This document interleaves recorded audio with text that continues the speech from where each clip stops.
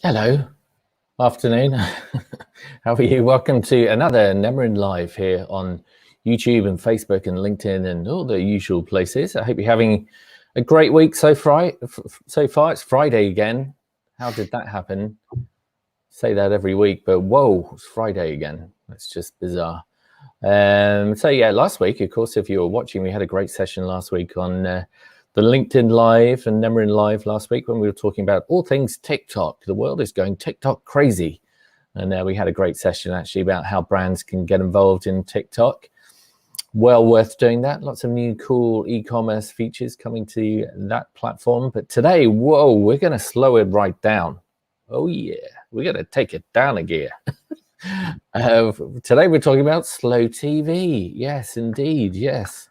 A couple of years ago, we actually produced a live stream Slow TV campaign for Visit Mid Wales, which was very exciting. We had a satellite truck in the middle of nowhere by a beach and by a valley and by a lake, and there were sheep and all sorts. It was amazing.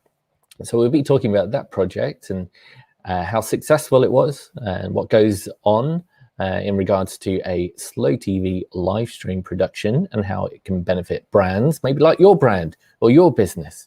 And to discuss that and much more, here's Tom and Q Tom. Hi, Tom. How are you? Okay. I'm good. How are you? Still okay? Obviously, we spoke like 90 seconds ago, but has anything changed since then? No, I crossed my legs to get more comfortable today, so like a child. Right. Yeah, that's nice. good. Okay. I'm glad you shared that with us. That's great. Now, if you have any really tricky questions for Tom, like really hard questions, he loves hard questions, then just use the chat box and say, hi, Tom, I've got a really hard question for you. If you do have any questions around Slow TV, we would love to hear from you. So yeah, do use that chat box and we'll do what we can to explain what is Slow TV and why is it so cool. So let's take it back a gear, Tom. And can you actually explain what is Slow TV and where did it start? It's a good question. Slow TV is a really interesting one because it sounds almost sort of counterproductive, I suppose. But Slow TV is basically just it's a kind of marathon programming, but not in the way that you would, binge watch Parks and Recreation or something like that. But it's I suppose individual programs which can be literally up to 10 hours long. And generally they focus on an experience rather than a narrative. So rather than telling a story in the traditional sense with characters, contributors, interviews, and all this kind of stuff, it's very much taking the viewer on a journey. And that's often actually a literal journey. So Slow TV, I believe, kind of started back in 2009, was sort of one of the first most popular renditions of Slow TV, which was a Norwegian broadcaster aired a program which was a real-time 10-hour train journey from it was Bergen to Oslo. So they basically just plonked a camera on the front of the train and there it is, and just let it go. And it was great. People loved it. It was just this kind of mesmerizing, entrancing journey in real time through genuine wilderness. There's no visual effects, there's no voiceover, there's no music. It's just the sound of the train and the scenery going by for 7 hours. And they let it run, and it did surprisingly incredibly well. So from there, it kind of picked up, and there's been, I think the same broadcaster has done a whole load of other versions. Broadcasters in the UK and around the world have got involved with it as well. It's surprisingly extremely popular and a very cool format. And the BBC had was it the Sleigh Ride a couple of years ago on BBC Four? Basically, exactly. So similar to the train example. Here it is, very similar concept to the train example. It was actually multi-camera. There's a couple of cameras involved here, but very slow, lingering shots. This one here potentially is from a drone, for example. There's another one that's on the sleigh, but they incorporated graphics as well, which is great. But Why would anyone want to watch like a 10-hour sleigh ride, or like 6 hours of like a fireplace burning, 134 hours of like a cruise ship going along the coast and so on? Why would anyone watch them? It's a good question. I think the reason is that we live in this world of constant noise. You know, we spoke last week about TikTok, about these really energetic, really fast-paced 15-second bite-sized videos, and it's just like flip, flip, flip, next one, next one, next one, and everything is competing for attention so much.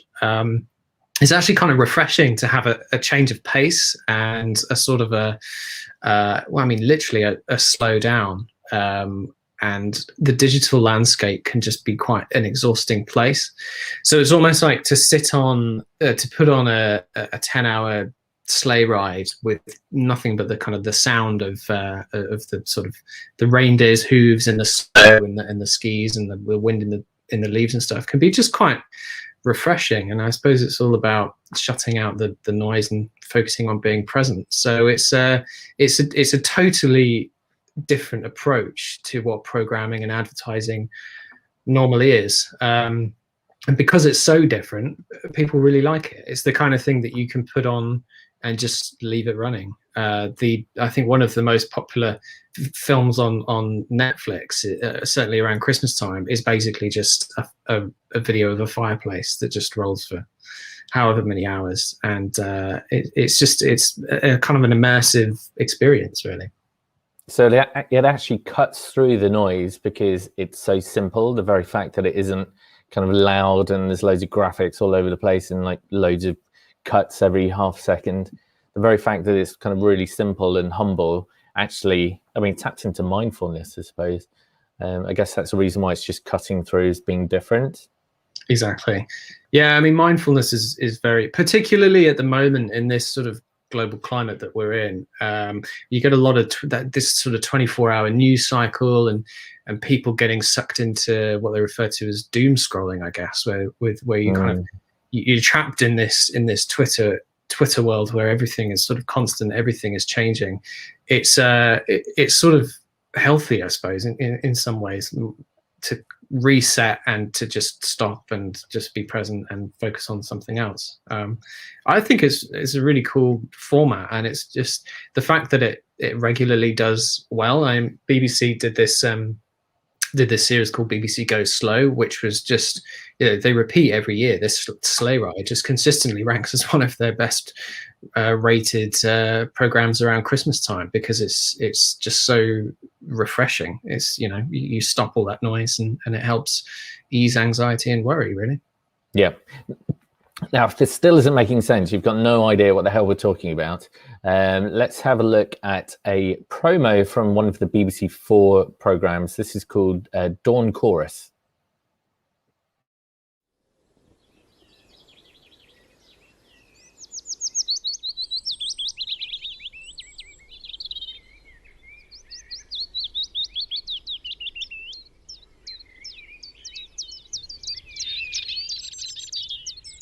BBC 4 Goes Slow. A week of programmes to take your time over. Starts with Dawn Chorus, The Sounds of Spring. Monday the 4th of May on BBC 4 and BBC 4 HD.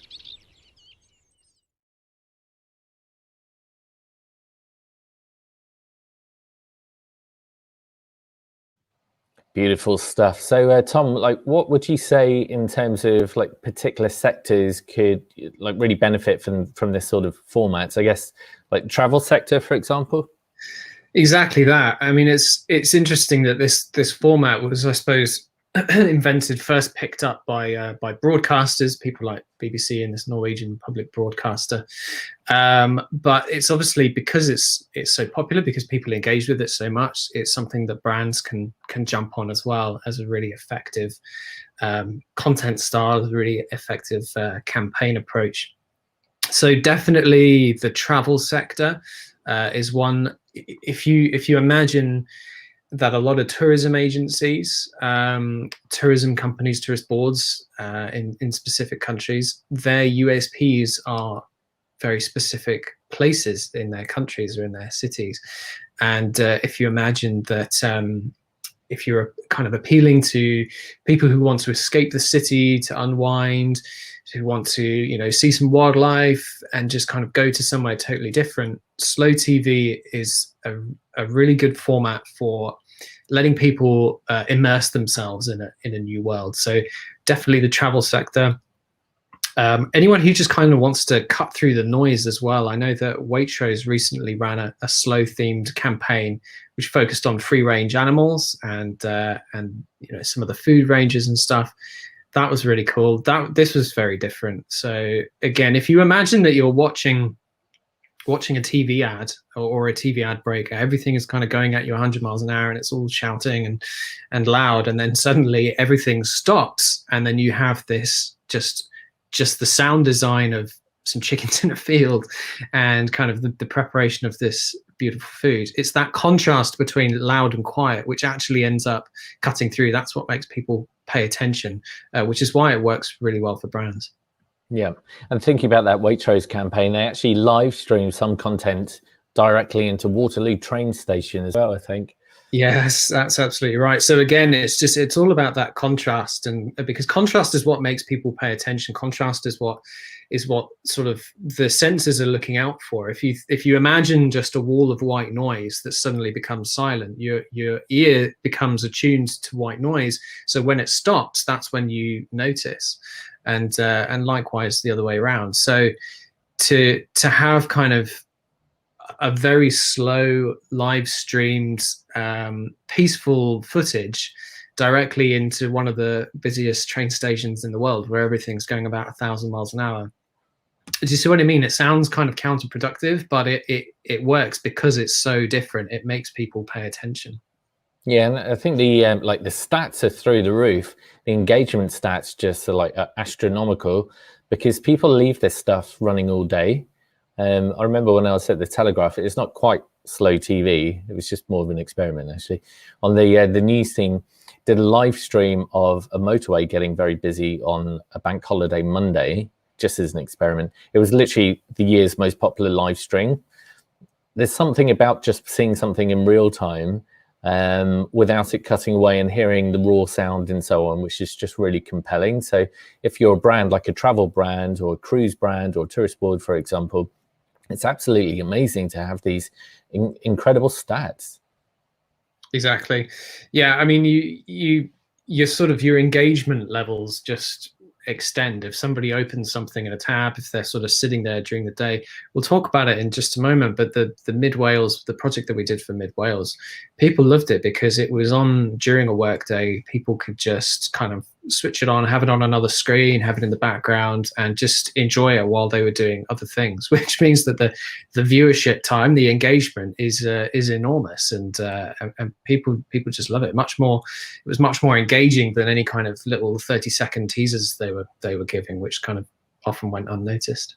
Yeah, so in a way it's kind of similar to having music in the background, or I'm very cool because I've got access to Clubhouse. It's like having Clubhouse running in the background. There's just something about that kind of live experience, which is nice.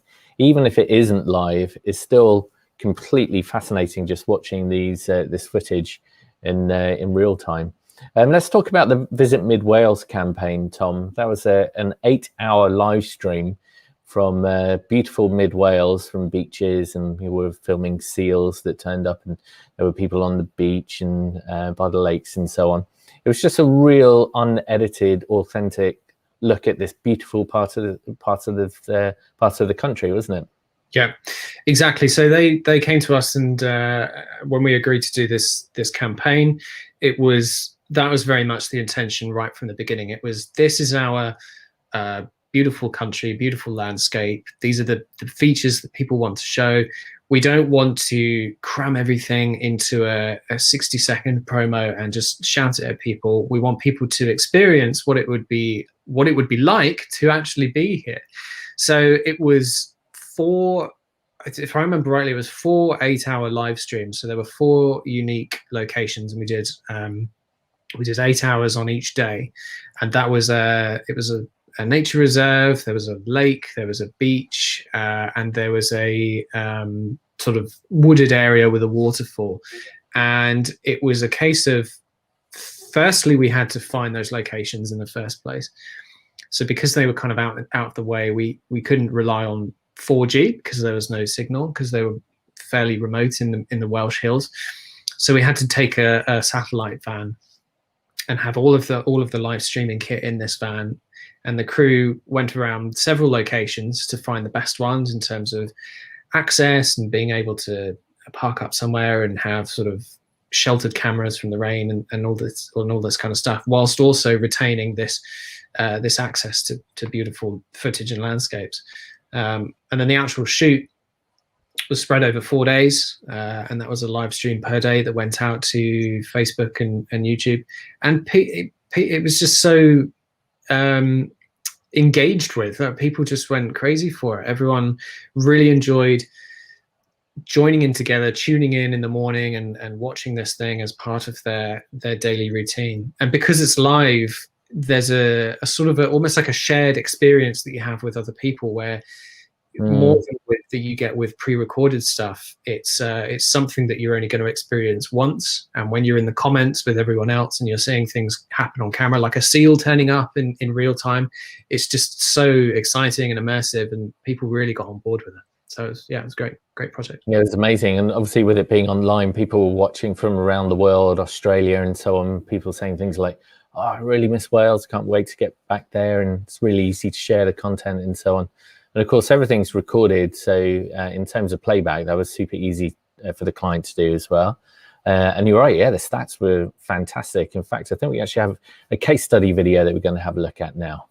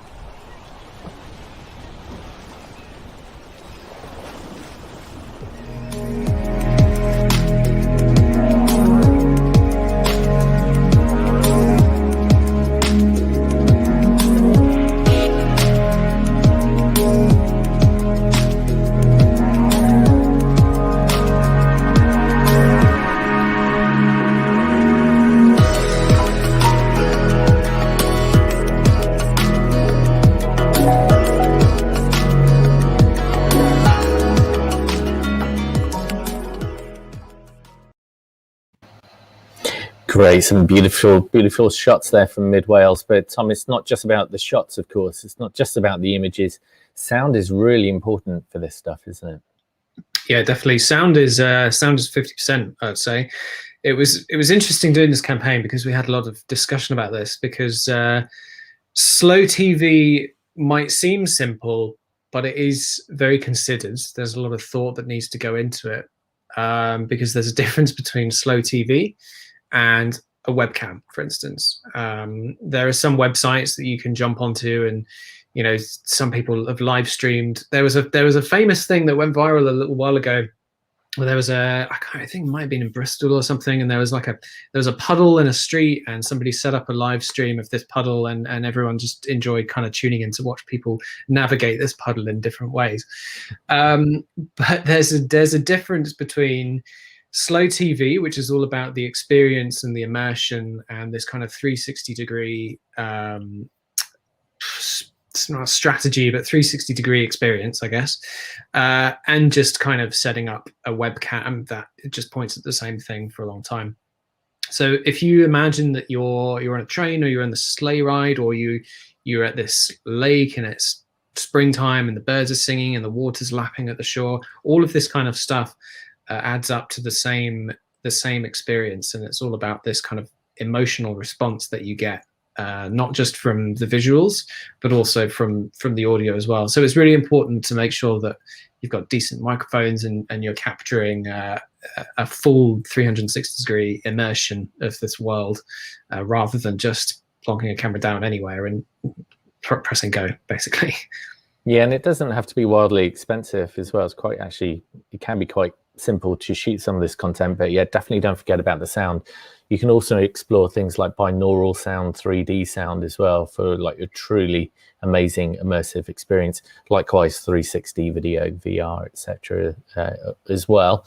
And I think back in November, we also had another project where we were live streaming the Shard Christmas lights being switched on. Which is great, seeing the countdown and the whole 5, 4, 3, 2, 1, etc. But I think we left it running for about half an hour or so, and it was just beautiful seeing the loop, wasn't it? And again, great stats. Yeah, exactly. I mean, this is something else. If we were to just have posted up a video of the Shard rotating through its light cycles a few times, I think people would have said, this is cool, and then they would have moved on.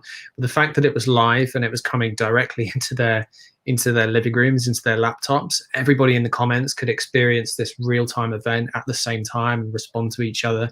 It becomes this shared experience and a community that's much more than just posting up a video and calling it a day. So people just enjoyed just kind of sticking it on and leaving it running, really.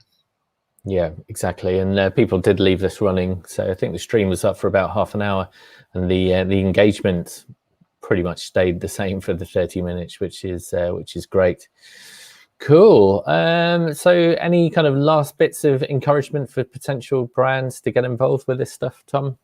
I suppose it's easy to get involved because often slow TV doesn't require talent, doesn't require wardrobe, doesn't require art direction. You're letting the landscape or the journey speak for itself.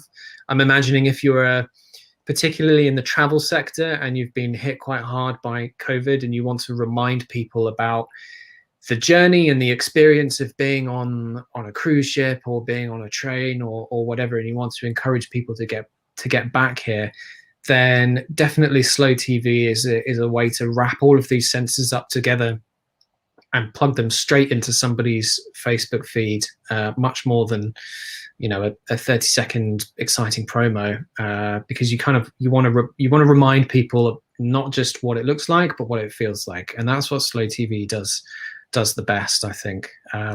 So definitely, if you're in the travel sector, it's easy to get started.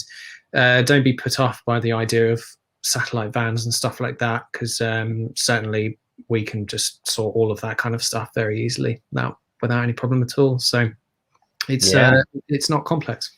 Yeah, exactly. And likewise, it can be pre-recorded as well. So if you're a brand or if you work for a brand and you want to explore this, do drop us a line. It's really pretty straightforward, and it's a great way to cut through. We're a big fan of slow TV, and there's great opportunity there, I think, for particularly the travel sector, actually. So if you want to have a discussion around that, do let us know. You know where we are over at nemrin.com. But I think that's pretty much it for today. Thank you very much indeed to Tom for joining us, and for yourself as well for tuning in. We're going to be doing these live streams every Friday at 1 o'clock. So keep an eye out for the next one. So yes, we have been talking about doing things nice and slow today, but we're going to go the other way today and have a look at something very up-tempo. It's our 2020, because the 21 showreel isn't quite finished yet. Nearly is. You should see it soon. It's the 2020 showreel.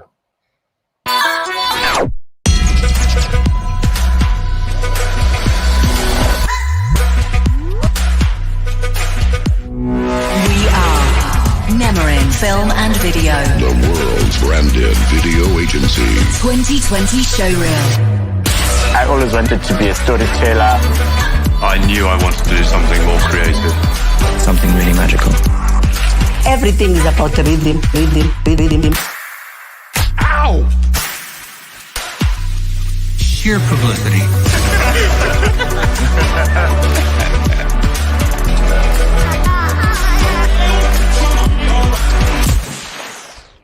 Okay, so the faces thing? Yes.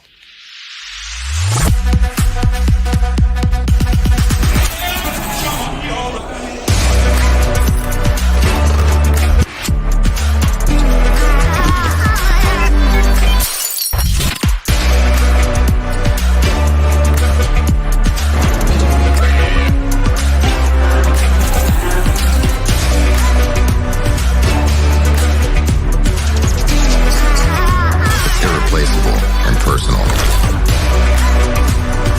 There is no comparison to beauty. And you will never get bored of it. Nemery.